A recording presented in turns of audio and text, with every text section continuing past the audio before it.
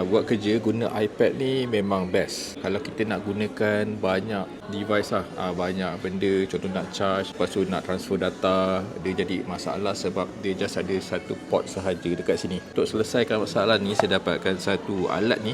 Ini daripada Ugreen, multi-functional adapter. Kita boleh gunakan 7 benda serentak. Okey, dia punya device dia kecil je macam ni. USB-C PD, power delivery. Untuk charge, dia ada port HDMI, satu port USB Type-C, dia ada 2 port USB Type-A, lepas tu dia ada satu port SD card yang besar, lagi satu dia ada micro SD. So kalau nak charge, kita tunjukkan dekat sini port yang Type-C untuk power delivery. Okay, so dia akan charge lah. Okay, bila dah connect macam ni, nampak dia automatic akan detect dekat sini. Okay, yang ni tadi thumb drive, ni SD card.